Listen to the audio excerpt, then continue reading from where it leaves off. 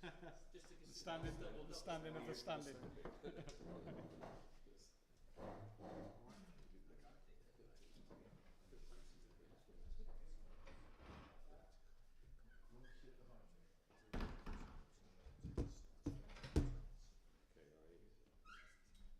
Your mum is in the sun. I'm on the important.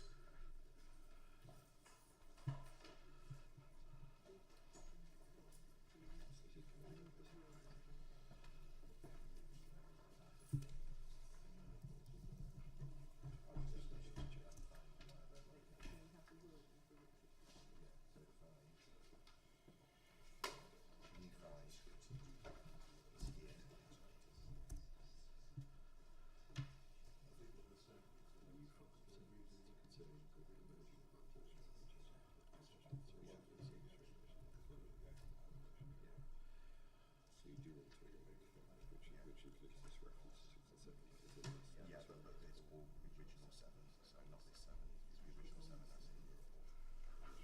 Yeah. Original 7. It says.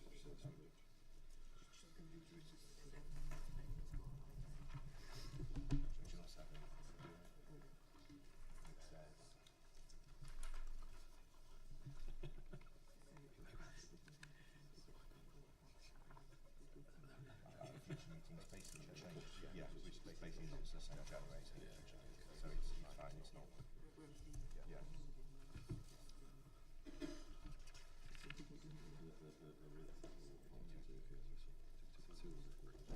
This is one. So I don't get rid of that. Yeah, it's new. Yeah, that's fine. Yeah. Do we remember that the committee staff are trying to make a record of this? Yeah. Ben is going to read out some words.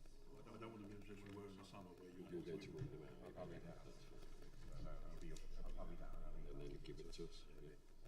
And I've got it here as well, so you can take away the paper. If you give the paper to Suzanne there, that'll be helpful. That's fine. So Toby, if you propose new recommendation 5, we'll read that out when Dan comes to you. Okay. Then what we'll do is do original recommendation 7, which is fine, but we've got that as recommendation 6. So it's just 5 and 6 that are changing. So yeah, 5, and then there's a minor change to 6, which is just getting rid of, as you've suggested, at the next meeting, Yeah. and that's it. Okay. Is that okay? Yeah. What's going to happen is if Dan could come to Toby recommendation 5, we'll read it out and then we'll give you the wording, and then recommendation 6 is just that at their next meetings that will be taken out, then it's fine, and then we keep the original recommendation 7. Keep the make sure that's right. Yeah.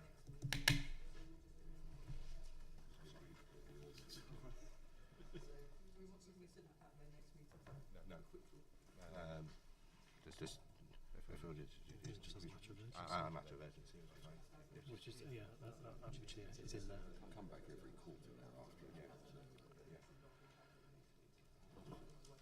Just so there's absolute clarity, because it's also a public meeting, so I think Toby's going to do Yes. that's fine. That's fine. But if he gives it to us, Yeah, we'll give it. You can have that. it'd be fantastic. Thank you.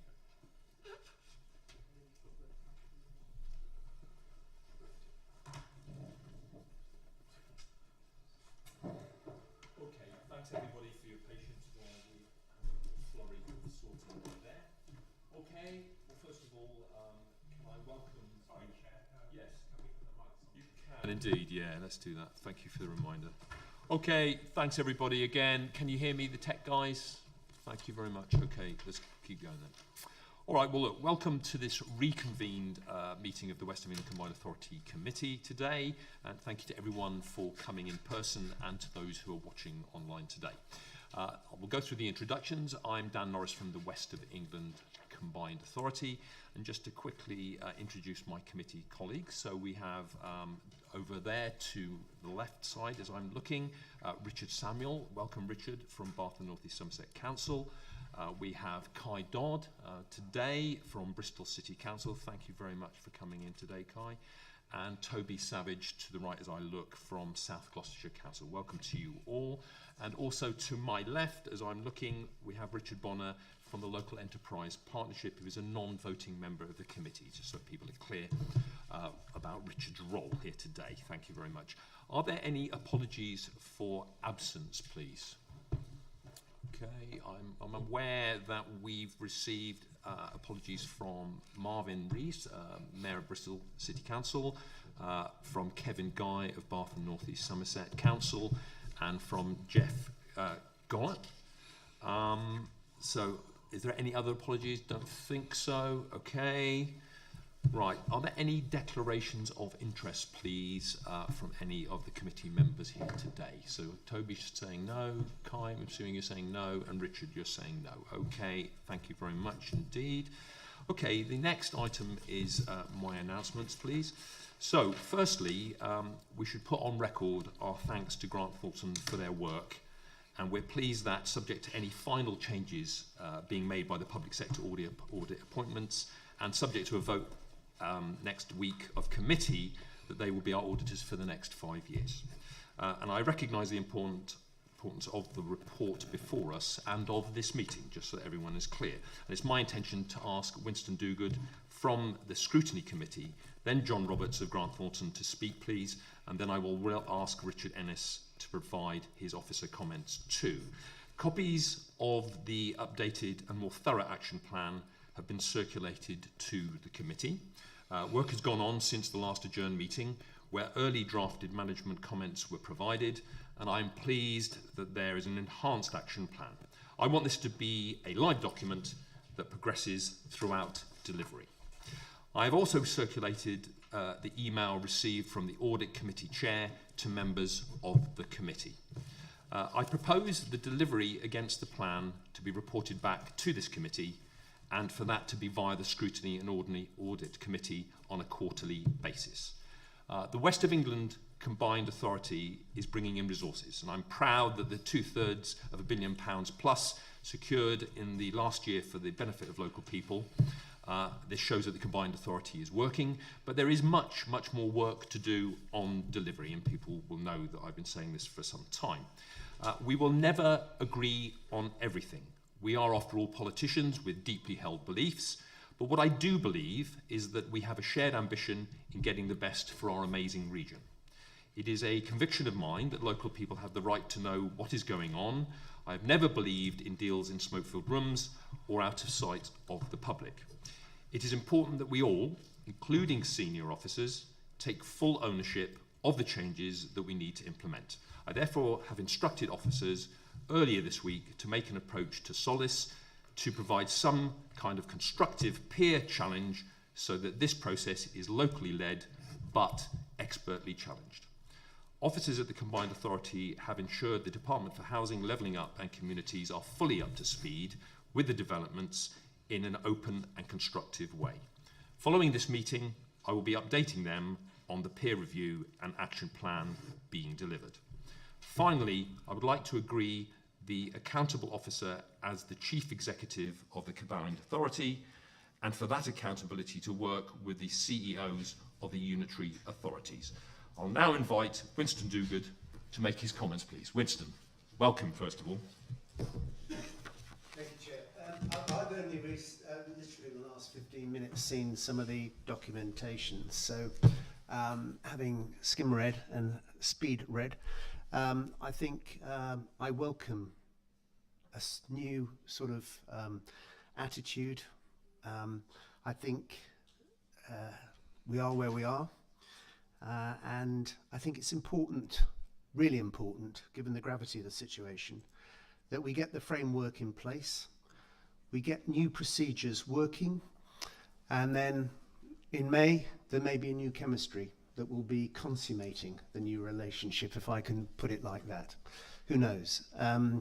But I think we really are at a touchstone, a milestone, in terms of making the West of England Combined Authority as effective and as efficient as it can be going forward. The past is the past, and the future is a bit of a dog-eat-dog environment with the mayoral combined authorities vying with each other for funds. We really cannot afford to have any dress rehearsals. This is the real thing going forward for the citizens who are in the West of England Combined Authority. So I really think today is a very important day in resetting the agenda, recalibrating some relationships, and I desperately hope that we move forward in a constructive, proactive function and modus operandi, so we're fit for purpose for the challenges that lie ahead. Thank you. Indeed, Winston, appreciate that. I will now invite John Roberts to speak. John, thank you. For the audit here, I do have with me Tom Foster, who's the report author, who's a VFM specialist, and Barry Morris, my support partner on the work. And if it's okay with you, Chair, if Tom could speak as well. Absolutely. Yes. So Barry as well. Yeah, good. We will very briefly introduce the report because it did have a full introduction and a full consideration at the Audit Committee, and I think that's really important to build on what was a very constructive engagement. It was a good meeting, the Audit Committee meeting, very thoughtful consideration by the Audit Committee members who really did, in my opinion, certainly their role as we see it. They are those charged with governance for this organisation, and they took that responsibility seriously, as do we in our reporting. And the reason why we are sitting at this committee with the consideration of the report is that there are statutory recommendations made. Those statutory recommendations are the most significant of audit recommendations. They're not entered into lightly, and on this occasion we felt that we really did need to make those recommendations. They are relatively rarely used. Grant Thornton have issued statutory recommendations, as I said, at the Audit Committee to 6 bodies in the last year. That's 6 out of about 180. So relatively rarely used. They are serious, and they do need a serious consideration and a strong response. And it's pleasing to see already. I'm getting the reassurance of how seriously this body is taking those recommendations and the efforts that will be put into the response. So I'm encouraged in that respect. The report also actually makes key recommendations relating to significant weaknesses, and those themselves shouldn't be sort of dismissed. They are significant as well, and those are the sorts of things that we would also expect the Audit Committee to be monitoring through, as do we expect the improvement recommendations. Now, those are the normal type of audit recommendations. So those in one report, you've actually seen all 3 types of audit recommendations that are available to auditors to make. The level of sort of significance and how seriously we saw this issue is partly evidenced by the team that we put together. So I wanted to make sure and to reassure this committee that the team and the arrangements that we had in place would therefore give these difficult and sensitive issues proper consideration with the right level of capacity and experience to do justice to the matters. So as well as myself and Barry as support partner, Tom has got a wealth of experience dealing with this sort of work for Grant Thornton, both from an audit perspective and from an advisory role. So it's very important that I brought him into. He's from outside the region as well, so a good fresh pair of eyes, but someone that could bring in that comparative experience from doing this sort of review at quite a range of other bodies. So Tom was a key member of our team. We also have behind-the-scenes quality assurance arrangements. We have an independent panel that we have to present to who will challenge us on our proposals, all to ensure objectivity and impartiality of what we do. We took legal advice during the course of our work, and we also consult with PSAA as our contracting body. So, before Tom just talks through the other details of the report, I just wanted to bring out the statutory recommendations. So the 3 statutory recommendations, which I guess will be the bulk of the consideration today. The first one is about improved working relationships. Timescales is important to me. You've had already now a sort of a year trying to build on the relationship piece. We'd like to see now some clarity on the timescales that you're working to and those milestone progress indicators along that timescale to ensure that you really get tangible improvement that's measurable within a shorter period of time. Then the improved consultation on key proposals. WECA does a hugely important role.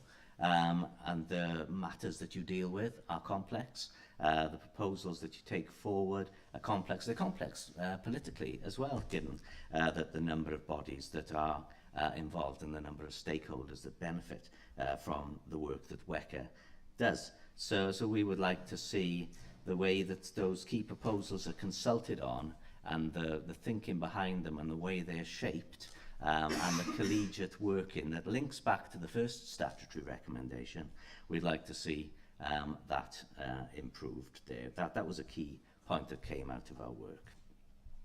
Then finally, on the matter of severance, that perhaps was the first issue that shone a light on the need for us to do further work around governance.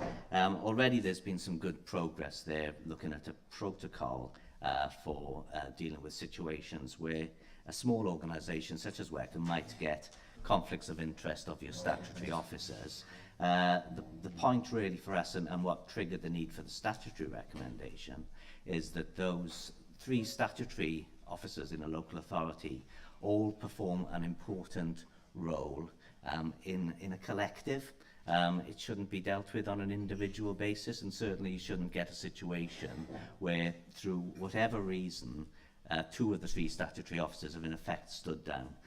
By doing that, the actual roles themselves, whether there's an individual point or not, it's the roles that needs to be continued to be put in place and seen to be put in place, and that's what triggered the importance that we gave to the statutory recommendation in this case. So Tom, if you could please take us through that. Thank you, John. I'll now briefly take you through the report, focusing on some of the wider recommendations and the structure of the document. The report is structured around the 6 lines of inquiry that we set out in our original scope.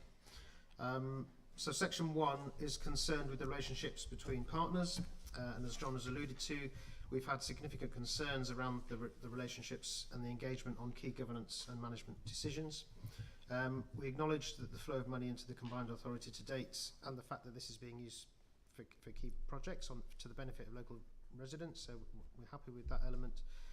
However, the government are looking at further regional investment in the context of increasingly challenging economic circumstances, and there is increased demand from new devolution deals being rolled out, and we're concerned that the ongoing poor relationships, or should they be allowed to continue, if as played out in the media, pose a risk to the further level of investment that could come into the region in future, and could undermine, and certainly would undermine, public confidence. It's therefore vital that the combined authority works together to overcome these challenges. In addition to the 2 statutory recommendations coming out of this section, we also made a further improvement recommendation on the way that in which the Chief Executive Group can contribute to any development work that takes place. Section 2 looks at the Combined Authority Constitution, where we found that under normal circumstances it is a fairly standard document of its type, but the severance case did highlight a number of weaknesses, particularly around the delegation of authority over staffing matters and conflicts of interest, and we've included an improvement recommendation that identified weaknesses during that process should now be addressed. Section 3 looked at the high turnover of senior staff in 2021, and we considered very carefully the drivers behind this and found there to be a variety of factors at play. One of these, obviously, there was a change in political leadership, which often results in some management changes. It's not necessarily a cause of concern. The period was also affected by COVID, which would have affected the normal pattern of staff turnover, and we accept that clearly. We did pick up some common themes regarding the tone of conversation in some instances within the management group, and it's likely that rumours of restructure and some of the strained relationships between wider members of the authority has been a factor. These are also important areas for the authority to reflect on. On balance, we concluded that due to the variety of factors at play, we did not identify that there was a general issue with management culture. However, the way that the severance payment was dealt with clearly adversely affected relationships between individual members within the senior team. We were concerned that the issue of restructure was not properly resolved, and currently the authority is very reliant on interim appointments, especially as the need for new skills and experience to meet a challenging set of strategic challenges was a key driver behind the decision to award severance. We have therefore made recommendations that the management structure needs to be resolved. In section 4, as John has alluded to, the way in which the severance payment was dealt with was a major concern. In particular, the fact that the conflict of interest was not effectively resolved, resulting in the role of key statutory officers not being discharged. And this was a major governance failure amounting to a significant risk, requiring the statutory recommendation. We have used our report and statutory recommendation to try to help the authority ensure that this situation does not arise in future, acknowledging that it is a relatively rare set of circumstances. The chain of events was complex, and the full contextual details were set out in our report. Section 5 looks at the approach to obtaining legal advice on the interpretation of the Constitution, including in regard to the Chief Executive's delegated powers. This resulted in a situation where the authority obtained two sets of conflicting advice, and this also reflects significant governance risk.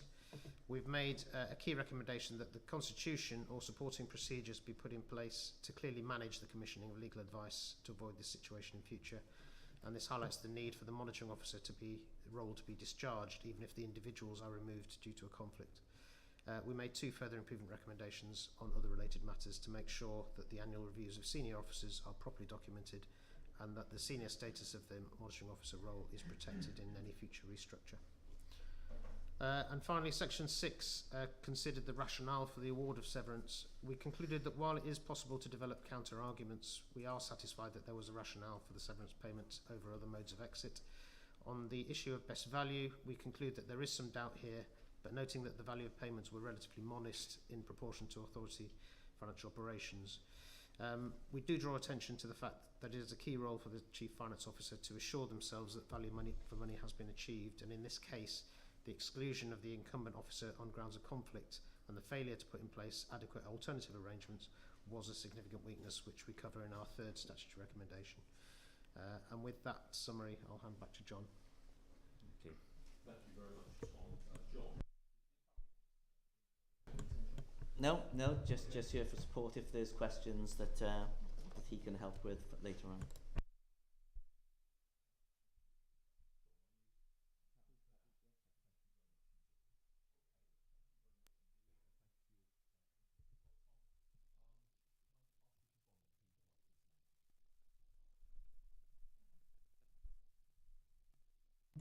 Thank you, Chair. We're pleased to see that the audit report has been shared in this public forum and that there is an opportunity for engagement and discussion and debate to agree, hopefully, on a set of, or on the recommendations and a way forward. It highlights what has been obvious for some time, that there are relationships that are not working, and this continues or has created an environment that has the potential to damage our collective credibility and ability to deliver on our priorities. We understand that leaders and CEOs have been working in the round since the November meeting, and that a revised and more detailed action plan is being tabled and debated today. There's a very clear overlap between the LEP and the Combined Authority in terms of management and leadership, and the LEP Business Board members are keen to ensure that there is an appropriate engagement and collaboration in moving forwards. We note that there is an action in the action plan there's action in the action plan to work together on a series of joint priorities and strategy, and the LEP feel very strongly that they have a role to play in being able to bring their insights to bear as they have done before. We have a strong track record of contributing to the evidence base and the prioritisation of activities that help us to contribute towards a strong functioning economy. We particularly want to impress on members the desire to move to a collaborative and trusting way of working at the time of critical delivery. We want to reshape our economy to address the inequalities and build for the future. And in doing so, we think that moving at pace to deliver the infrastructure, skills and enterprise programs is critical, and we should be collectively focused towards that outcome. We hope that the leaders and the CEOs can accept the proposals of the action plan and play their part in setting the tone, and the leadership to re-energise the relationships and structures that will allow us to focus on our work plans and our priorities. We're pleased, Dan, to hear that you're going to engage with Solace, and there's an individual in that organisation actually in Manchester who has a leadership responsibility and who would be somebody I'd be very happy to endorse and recommend, which we can talk about later. We're concerned that if we don't do that, we'll diminish our credibility with the government and key partners, putting at risk our future funding and support. But I think we have the opportunity, if we can agree with the action plan ahead of us, to mitigate that. Thank you. Thank you very much, Richard. Appreciate that. Richard Ennis, could you please now speak? Thank you, Chair. Just to say, Yeah, and I won't repeat some of the things that have already been said, but the officers fully accept the recommendations of the Grant Thornton report as is set out Yet we recognise the importance of the report as well. We have a commitment to work, both with the officers and indeed the politicians, to of the unitary authorities to ensure that we are doing the right things and delivering the action plan as well. I think it's important it's kept as a live plan, because no plan will be perfect from the off, and we should make sure that we, both through the audit committee, the scrutiny committee, and back to this committee formally, that we keep that plan live and update it for things that are needed to be changed, so that we can make it even better and stronger than it is. I also welcome the use of Solace as well. I think that independence is really important, both in terms of some peer review work, but also in challenging us as we work through in delivering the plan. So there could be periodic engagement as well as necessary. It's really important that collectively we work together with some very good unitary authorities, that we also keep DLUC engaged in that as well, and indeed Grant Thornton, who I also welcome being able to work with for a further 5 years, subject to that final confirmation from PSAA. I think it's important that when we use the Chief Executives group to both create that peer review that we do at Solace, and we do that from start through to finish, so that that group is not only engaged in ensuring the delivery of the improvements, but they're engaged in shaping the review as well. So they are there throughout the process, and that will ensure that we are both all constructively challenging, that it's a collaborative work, but also there's a solutions focus that we come forward with to improve it, because ultimately we are doing this for the benefits of residents and business at probably one of the most challenging economic times that many of us can remember, and this report will help with that. There are good things, and some of the report talks about the very good things that are done in the authority, but there are inevitably these areas that need to be improved as well, and therefore this needs to be a joint plan that we approve. Just on one final point, on an administrative point, there have been a couple of exchanges on the plan. One that was came over yesterday, and one which has gone back to the same group of people. Just really important that we are administratively just making sure we're talking about that final plan that was circulated back to the same group of people that circulated to us as well, really. And we can, if that's not absolutely clear, we can make sure it is as part of finalising the paperwork at the end of this meeting. Thank you very much indeed, Richard. Okay, let's move now to item 5, consideration of the committee's response to the audit findings. So that everyone is aware, I'll take votes on the recommendations one by one, if I may. So I'd now like to move the recommendations as set out in the report. Can I please ask for a seconder? Toby, thank you very much. Toby, would you like to speak to that now, or would you like to reserve your remarks?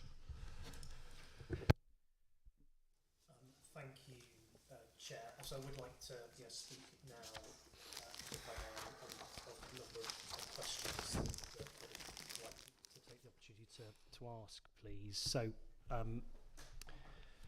before I make general comments around the report, I just wanted to understand more about the process for how we've got to today and the Grant Thornton report. Obviously, this has been going on for I think some 14 months now since you began to ask some searching questions around this issue around the severance, which I think, as you say, was the trigger issue for your needing to intervene here. Obviously, that seems like a remarkably long period of time to carry out this work. and particularly then the point that you would have got to with submitting your first report version to the combined authority. I had the benefit of attending the audit committee meeting, but I did just want to double check a few things to make sure I heard correctly. So could you just describe the timescales for when your initial report was sent into WECA and the process that's gone on and to the point that we've got to today? Okay, so Tom did the field work in the first quarter.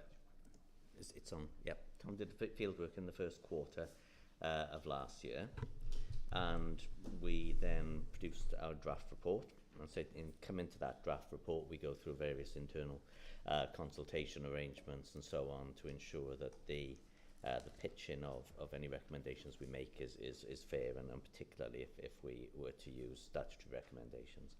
So that first draft was issued on the 22nd of June. We then had a second draft on the 21st of October, and then we redrafted once more in substance, really, and we issued that on the 7th of November. But we made some further last changes, really, for the draft that was then the final document on the 9th of November. And is that a normal timescale for when you submit a report to a public body and for it to then become public? It's hugely variable, to be honest. I think it's longer than it probably needed to be. Certainly the stages going from the draft of the 22nd of June to November is longer than we would expect.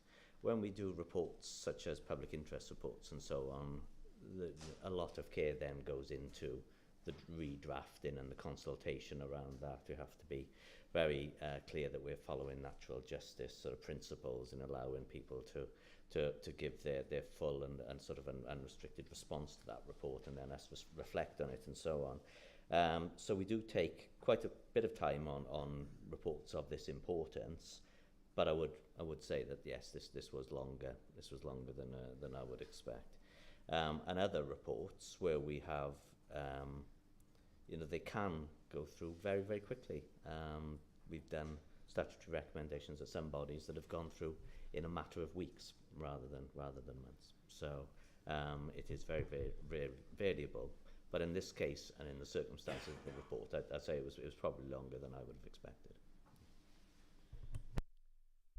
And in terms of the rules around who those drafts can be shared with,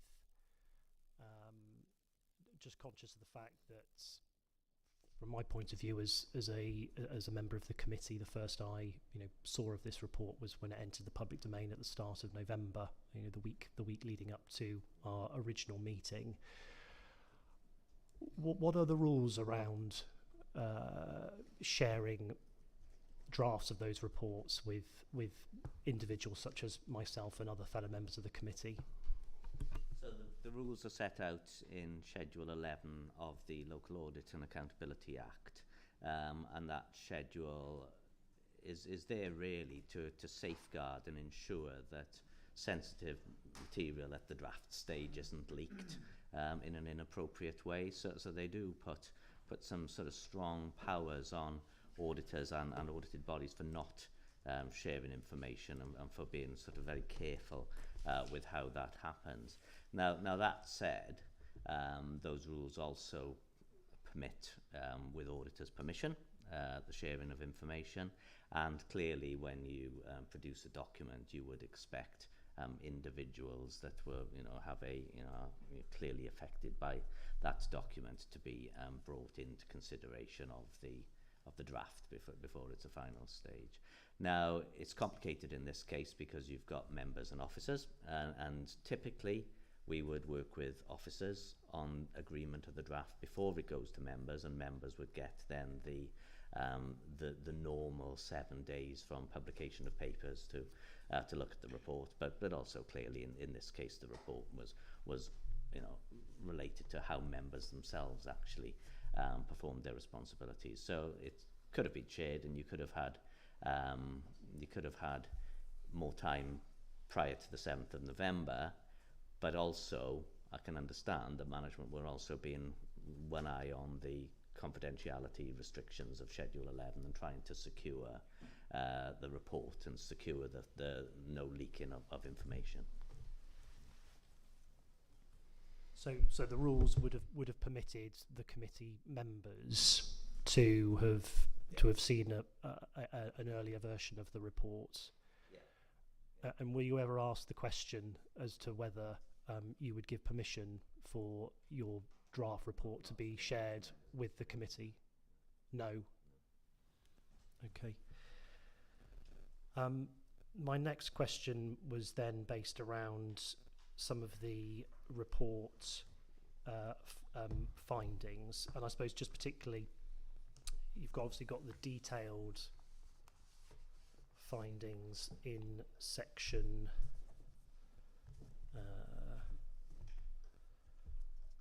I think within the appendix, and one of those comments in there refers to what you were told when you conducted a number of your interviews. And one of the comments that you got back was that and I quote, "The management culture has shifted to become less collaborative and inclusive, with excessive or inappropriate pressure or a disrespectful tone being applied." That's on page 21. You go on to say that there are no issues, that you found sort of no issues around culture. And I just wanted to understand how the thresholds that you use in order to, when you're told something like that from a now presumably now former member of staff, one of the many that in those senior roles that left the authority in quick succession. Could you just explain a bit more about how you then go on to justify the comment that there are no issues around culture?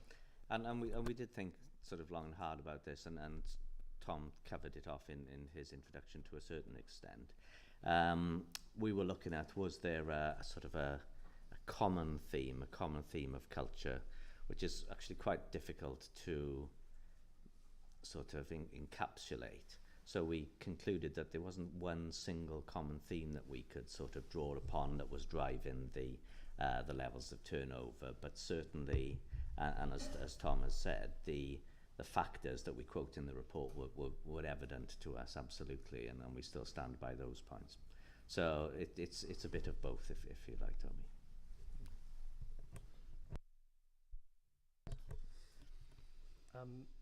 Thank you. I'd also just be interested in your comments on the audit committee meeting and how you felt that went in terms of the issues that were being raised there. I'm not sure if you've had a sight of the draft minute of that audit committee meeting. Okay. Would you just sort of describe how you found that audit committee meeting? Certainly. So I did think it was a good meeting. I did think it was constructive. I did value the input from all the members and from Winston as the chair's scrutiny. And I think that committee did come up with, it challenged in the right way. It wasn't satisfied with the comments that were in the document as they stood, the management comments as they stood, and did come up with a good proposal really as to how matters would be taken forward, and that committee was very keen to ensure that an action plan that was produced was properly was thorough, was properly constructed, and was capable of being monitored, and then that the committee would take on the monitoring role for that, and all those things I really welcomed. So I thought that was a very useful and proper process to go through before we get to this committee, and that this committee would build then on the comments and conclusions of its own audit committee. Thank you.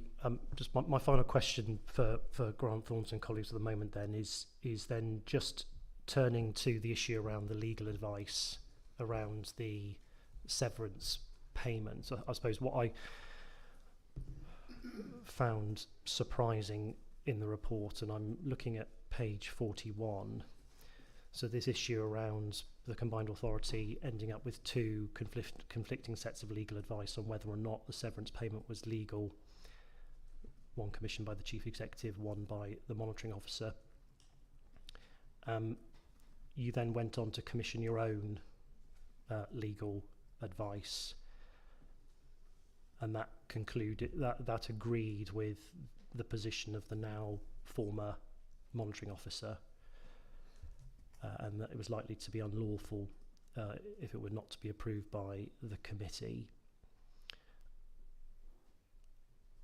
It goes on to say that the chief executive agreed that for the avoidance of any doubts, the severance payment would go to committee for approval, but did not accept that there had been a risk of unlawful payment. Do you find it strange that you've got a majority of legal opinions agreeing that there was a risk of an unlawful payment being made, but the chief executive insisting, in their view, that there was no risk of unlawful payment? Yes, and I think the importance really of establishing whether something is lawful or not isn't in anyone's legal advisor's gift. It's in the gift of a judge ultimately. So you can never say hand on heart. Any lawyer could never say 100% this payment is lawful or unlawful if there is not case law and precedent to absolutely prove that. So there is always an element of doubt that can only be resolved by taking a matter to as far as going to a judge. So it was unusual, in my opinion, to be convinced that one set of lawyers' advice meant that this was absolutely no chance whatsoever of it being unlawful. I don't believe that could be argued. And we never said ourselves that it was unlawful. We said it was potentially unlawful, but that there was a way of resolving it, which would take out any risk of that, which was to regularise the matter by taking it to committee and getting a decision from that committee. And from the point that that you made that point to the chief executive that it should come to committee for to put beyond doubt the issue around its legality, from the point that you first raised that to when the extraordinary meeting was then held for that committee to regularise the issue, what was the period of time between those 2 points? I think I can check the facts, but I'm pretty sure I raised it informally with the chief exec in October before taking legal advice. I said that there is this option. You could still take it to committee and get that decision confirmed without the need for the level of contested legal advice that we then went through. And just to be clear, that was October 2021. I could check my notes now, if you like to.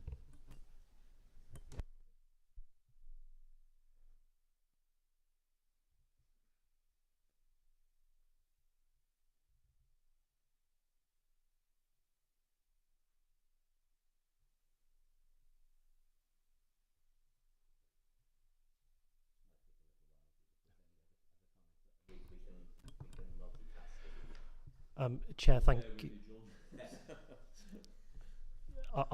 I've got some questions for the interim monitoring officer, Dan. I don't know if you want me to start on those whilst John is searching his notes. I'm happy for us to wait while you look through.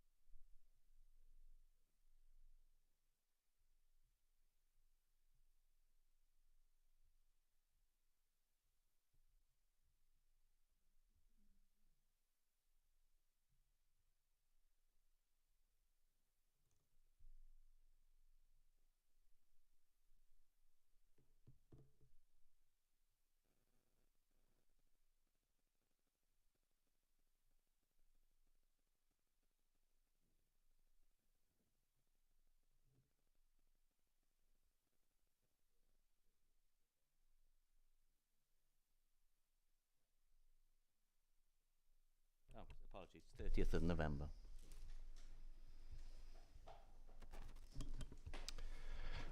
Thank you, Chair. Okay, Toby, do you want to ask any other questions? Sorry. I did have some questions for the interim monitoring officer, Yeah, please. that's fine. Go ahead, please. Thank you. So I just wanted to in the first instance just pick up the issue of the draft minutes for the audit committee. Obviously, as mentioned earlier, I did have the opportunity to sit in that meeting, and I was surprised at the content or lack of within the draft minutes that's been circulated, particularly when you look at our general approach to minute taking for various meetings of the within the combined authority. And I suppose in particular I was surprised to see that the individual contributions from the members were not have not been included, and although there is a reference to the fact they did make contributions, and then also that there was no mention at all that you and the chief executive had both made contributions during that meeting, but there's not even a mention that you said anything. Now, I understand that minutes are not supposed to be verbatim accounts of public meetings, but that they are supposed to capture the main issues raised. So I'd just be grateful if you could just comment on the lack of detail on the substantive points that were raised at that meeting. I think it comes down to a question. Sorry, my voice is going. I have a sore throat. I think it comes down to a question of what are minutes for. Minutes are a record of the decision. They're not a record of the debate. And my own view is that actually your minutes go rather wide here. The reality is that you can include some of the comments, but then invariably other people's comments get missed. I think the minutes are right. It'll be for the committee, I think on Monday, as I say, to comment on them. I think the decision component of those minutes has been agreed by, or have been shared with Councillor Gollop. As far as I understand it, he is content with those.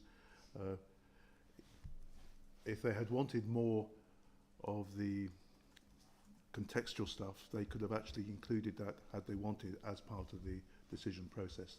They chose not to. Councillor Gollop has been afforded the opportunity, and I think has shared his own, as the chair of the committee, his own comments with the committee here, and I think you'll all receive those. So I don't think that the views of the audit committee are in any way, if you like, hidden from this committee. You have the opportunity to see his comments, and indeed his somewhat substantial statement at the beginning was included in those minutes as well.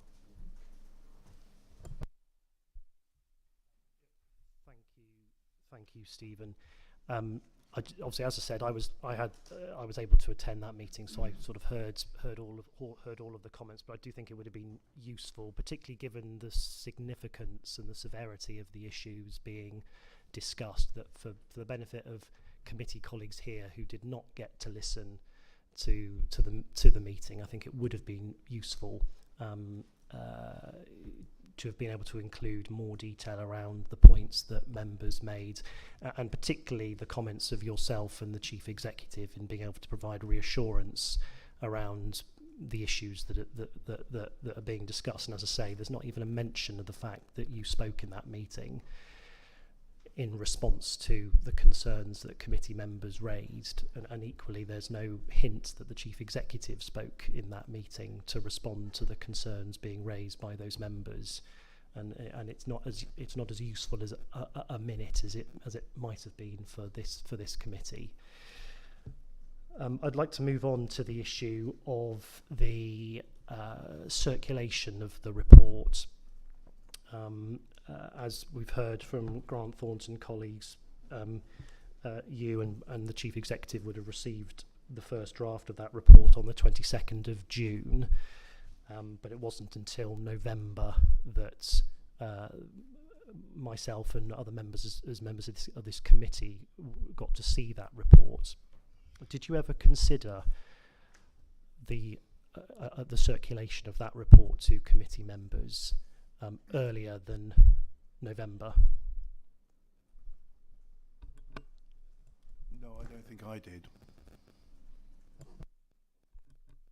And did you provide any advice to the chief executive that maybe this committee should have been afforded an earlier sight of the report? No, I didn't, and I'm not sure it should have done, but for the reasons, judgment, but no, I didn't. And could you elaborate on why you felt that you shouldn't ask the auditors, if you could have permission to share it with us? Primarily because of the confidentiality imposed by the auditor. That was not my understanding, and if my understanding was incorrect, I apologise. That was not the tone of the conversation I had with the auditor, and it was quite clear, and I think the terms of the correspondence with the auditor were quite clear, that the report was a very restricted circulation. As we've heard already, the report could have been shared with this committee earlier, and I think it was a mistake not to, given that so much of the report talks about the lack of collaboration, the lack of transparency with members of the committee. I think it's unfortunately served to provide as another example of the ways of working that need to improve. Chair, I think I've finished my questions now. I was just going to make some general comments before I allow you to move on to other colleagues to speak. So, having had those questions, I just wanted to thank Grant Thornton for the work that they have done on this and the clarification and additional information that they've been able to provide, including at the sort of the briefing we ended up having following the adjournment of the previous meeting of this committee. I think it's been a really important piece of work. It's been a long time coming in being able to provide recommendations as to how we can improve our ways of working that have become needlessly strained over the last 18 months or so. And I think there are particular elements of the report that ring very true for me. So, for example, on page 19, the level of I quote from the report, the level of collaboration and consultation on proposals put forward to the committee have been poor. Proposals have been presented to members as complete for decision, with little or no attempt to seek views or reach consensus. And I think that, for me, in terms of our ways of working, is the nub of the issue. And that is why we've ended up having as I mentioned earlier, the needlessly strained public meetings of this committee, because of that lack of collaboration and consultation. And going on to quote from the report, what it's then gone on to say in terms of, and again I quote, that the failure to consult with the committee has created a culture of distrust. Members have been kept at arm's length from delegated management decisions. I very much welcome the statutory recommendations, and obviously, but regret the fact that they have to be statutory recommendations. Noting that how unusual it is for you to issue those. I think you talked about that out of 180 inspections, you've only issued statutory recommendations in 6. and I bet they didn't get 3, and I bet they didn't get 3 of them, which is what we have been on the receiving end of. I welcome the progress that's been made since that original meeting, our adjourned committee meeting, in terms of the action plan. I welcome the introductory comments from the interim director of infrastructure, and particularly contrast those comments that I felt were made at the audit committee by the chief executive and the interim monitoring officer.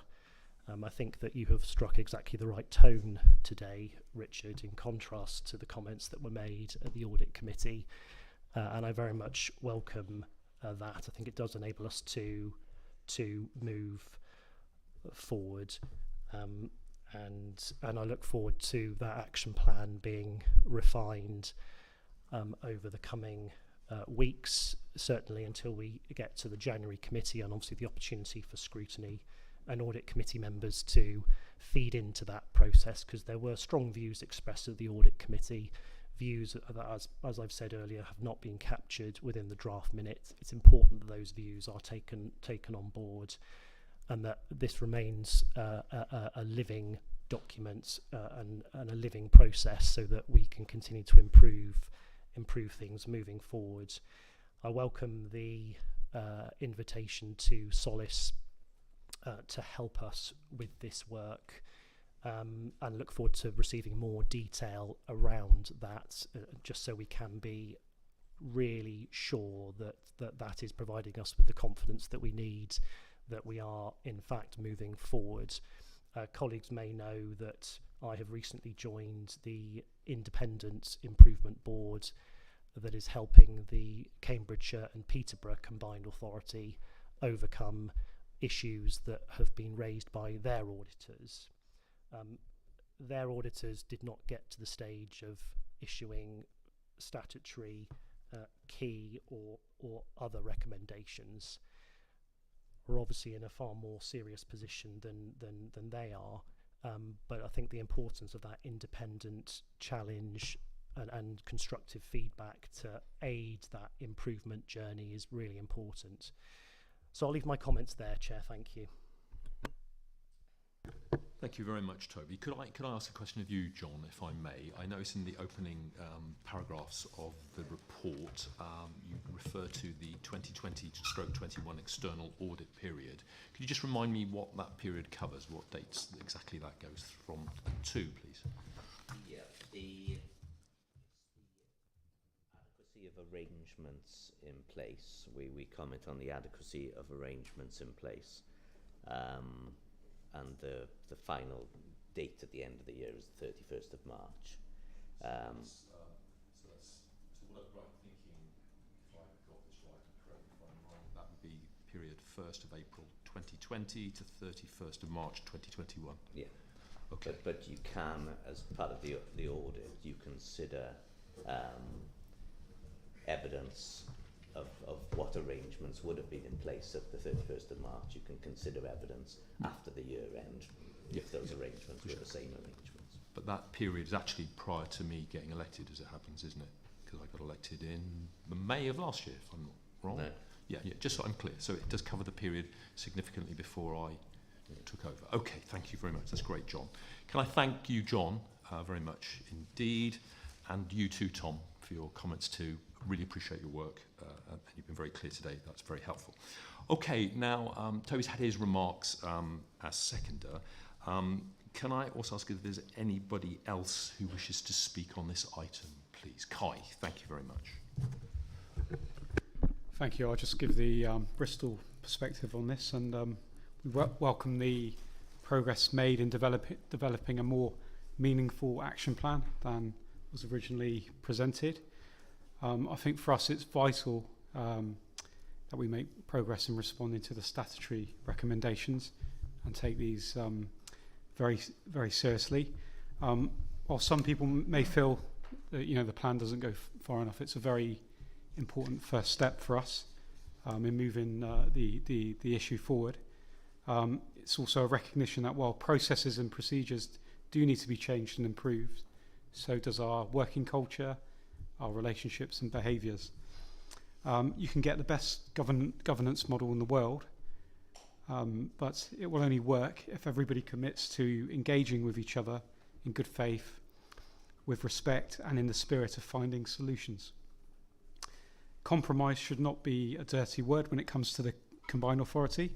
We all represent different areas, different political parties, and at times we have competing objectives. However, despite our differences, unitary authority partners work closely together. We meet on a regular basis to discuss how we can find solutions to regional challenges, and we want this important work to continue with the combined authority at the table. We welcome the commitment in the action plan that progress will be made to adopt a new senior leadership structure in the combined authority. This will give the combined authority stability and ensure that it has the skills it needs to take us forward going forward into the future. We also welcome the commitment that leaders will continue to meet with the combined authority mayor as required, both to address any issues or concerns, but also to identify opportunities as well, not just concerns, opportunities. And I think it's more important than ever. I don't want to get too political, but it looks like we could have a change of government soon. Had the Gordon Brown report released last week, which emphasised the change in direction. If there was a change in government, that more power, more responsibility would be devolved to regions and cities. So I think it's really important that we get this right, so we can take take advantage of both the opportunities that we've got now, but the potential opportunities that are coming forward in the future. Thank you. Thanks very much, Kai. And we are going to be trying to work to cooperate better and all the ways that you described. But I can absolutely tell you now, Toby is never going to admit that there's any possibility of there not being a Tory government in the future. We are not going to agree on that, I'm sure. Okay. Right. Richard, would you like to speak? Thank you. I'm a fairly simple soul, really, and I think at the point at which a councillor is asked to make a decision on something, it is a reasonable expectation that they have all the information before them at that meeting to do so. And I am aware that during the course of the week since these papers were published, there have been discussions in various iterations about the action plan in particular, which have taken place. So I'm not entirely sure whether the version we've got in the published papers is exactly where we think we are. So I'd like some clarification on that. I do think that the action plan as published in the papers is quite narrow in focus. I don't think it is as broad as it could be, but I'm perfectly prepared to accept the spirit in which it's made, which is to move forward. And I would make one key point, that in terms of defining the relationships between the combined authority and the unitary authorities, it is not just all about strategy. The discussion should not just simply focus on strategy, and I welcome the indications there that the UAs will be involved in that. That is entirely right. But there will be issues of detail that go along all the time that require interventions and discussions. And I think if there's any flaw in the process to date, it is that those discussions need to take place. What is finally tabled for public decision and agreement at the point at which we meet in meetings like this is the final version, that there are no changes along the way. There's nothing off the table, that it's all there published, the public can see it as well as we can. Because the reason I say that is the accountability of a councillor in this setting and in others is to the electorate they represent, and that is really important principle. So I think the idea that there are other discussions taking place or other paperwork that exists is not acceptable. We are accountable at the point we make the decision, not at any other time. So I think there's quite an important thing there. So my question after all that would be, and it's not for me to decide if it is true, but whether I would like the auditor's opinion as to whether the action plan as proposed is set out in these papers, not any other version, but the one set out in these papers, does this adequately comply in your view with the recommendations you've made in your report? Wholly. So that's a very simple question. Yeah, not so before you do, would you mind if Richard came in so that we're clear about what we're talking about? Because I don't want any cross purpose here. We have to be very clear today. Thank you. No, just to say, and it was in one of my comments earlier on that the action plan as proposed is not the that you have in the paper is not the action plan that the committee's been asked to approve. There have been some further iterations. I think some really positive changes around some of those action plans that went out. There was a revised version sent to the Combined Authority yesterday, and the Combined Authority sent back a further version this morning. It is that final copy that we're talking about that was circulated to the CEOs. It is. We have copies here as well, just in case there is any confusion around it. The important point for me is it is a live document as well, which I think all of us are agreed to as well. So it is that final version that went from the Combined Authority back out to this morning to the same group of people. It was sent to the Combined Authority, copied yesterday. But it's really important. So it is not that action plan.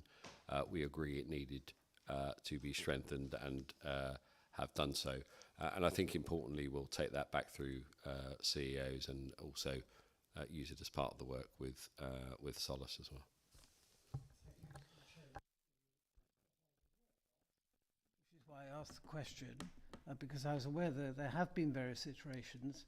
I think in terms of process, in terms of tabling those latest documents, and I think I've had at least 4 this week, this is not the way to do business. This is not the way to expect the leaders of councils, the mayor, to sit in a meeting like this and have stuff flying around by email that presumably has not been published.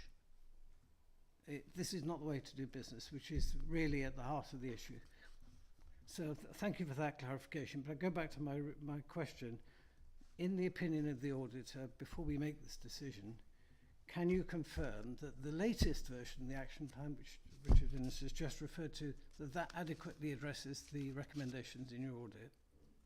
That's I'm not 100% sure I've seen the latest version. Well, there we are. That's an interesting. But I have seen a version, a recent version, if it's not the latest, and that was definitely an improvement on the previous management comments. It looked like it was in the sort of level of detail, and it included the sort of ability to be monitored and so on that I'd be looking for. So what I've seen, I was encouraged by, but I can't confirm that I've seen the final version. John, I wonder if I can make an offer to you. Could we have a short adjournment so you can have a look at that document, the latest version? Because I think this is quite an important question, and I think in this new spirit that we're trying to build here, I think it makes sense that we're very clear about exactly about what we're talking about. So if I could propose, I don't know how long you'd need, but if I propose a 10-minute break for you to have a look at that. If you need longer, please let me know. People can obviously use restrooms and various other things while we're waiting for you to do that, and we'll come back in about 10 minutes if that's okay. Thank you very much.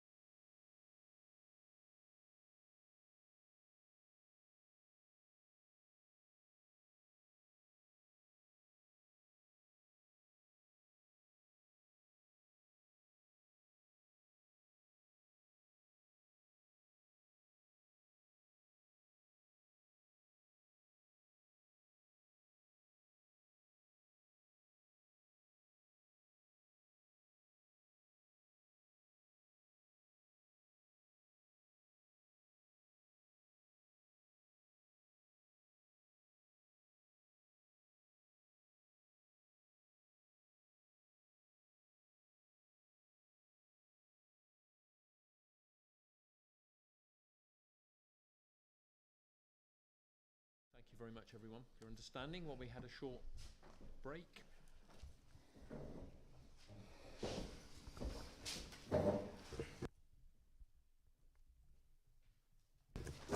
Thanks for your patience, John, while we just let people sit down. Okay, over to you. Thank you for looking at that document and being put on the spot like that. Absolutely. So on the basis of a quick review of it, it's certainly what we would be looking for. So happy with that. I think reassured by it being a living document. So, for example, on the measures of outcomes, the important outcome around the relationship piece is that relationships improve. So at the moment, the outcomes are inputs that will get you towards that point. The outcome that you're striving for is good, constructive relationships, and that might be measured in due course by a subsequent review. So, for example, if Solace are doing work now in support of you, they might review progress in a year's time, for example. But you could build that into this as a living document. So on the basis of what I've seen and the fact that it can be flexed, I'm happy. Thanks very much, John. Appreciate that. Okay, Richard, are you happy that your question's been answered, please? Yes, I am. The concept of a living document that changes organically is not one that I'm completely familiar with. When a policy is decided, it's a policy. And I think whereas policies can be improved and should be, I think the way that the interpretation of a living document has been used in this instance has not been very helpful. There should be one document and one point of decision, and that's it. And then if it needs to be amended, it comes back to the decision makers. But I mean, that's a small point. I'm not going to particularly stick on that. Thank you very much, Richard, for your important questions. Thank you, John, as well. Okay, in that case, what I would like to now do, please, is move to the votes. Thank you for your comments, everybody. I'll take each of the recommendations in turn. So if we move to recommendation 1, all those in favour, please show now. Any against? No. Okay, that's carried unanimously. Thank you. Recommendation 2, all those in favour, please show now. Thank you, that's carried unanimously. Moving to recommendation 3, please. All those in favour, please show now. Thank you, that's carried unanimously. Recommendation 4, those in favour, please show now. Thank you very much, that's carried unanimously. Recommendation 5, I understand that there's an amendment, Toby, that you have in mind. Yes, thank you, Chair. Something that I believe that has been circulated to colleagues, but I'll read it out for the benefit of the viewing public. So new recommendation 5 would read, to consider and approve the emerging revised action plan presented to committee that includes a response to each of the external auditors' recommendations, noting final adoption by committee will follow actions set out in recommendations 6 and 7. Okay, thank you very much, Toby, for making that clear too. So those in favour of the amendment, please show now. Okay, that's carried, so that now becomes the substantive item or recommendation. So those in favour of the new recommendation, amended recommendation 5, please show now, please. Okay, that's carried unanimously. Thank you very much, gentlemen. Recommendation 6, I understand, again, there's a slight amendment here, Toby, am I correct? There is, Chair. Again, I'll read it out so everybody is clear. So it is to agree that the action plan be presented to both the Audit Committee and the Overview and Scrutiny Committee as a matter of urgency to consider and review from their differing constitutional positions and report any feedback to the Combined Authority Committee. So largely speaking, it is instead of the words at their next meetings, the wording is as a matter of urgency. Okay, thank you, Toby, again for the clarification. Sorry about the interference with the phone call. We'll tell Will off later on. We won't name him. We won't name other than mentioning his first name. Okay, those in favour of the amendment, please show now. Okay, that's carried, so that becomes the new amended recommendation 6. Those in favour, please show now. Thank you very much. That's carried unanimously. Okay, let's move now to recommendation 7. Those in favour, please show now. Recommendation 7. Again, that's carried unanimously. And then the last recommendation, recommendation 8. Those in favour, please show now. Thank you very much. That is again carried unanimously. That brings the meeting towards a close. So thank you everyone for attending both in person and online today. I will see many of you before the holiday period, but for those who don't, can I wish you all a very restful Christmas and a very happy and successful 2023. Thanks very much. That's it. Thank you.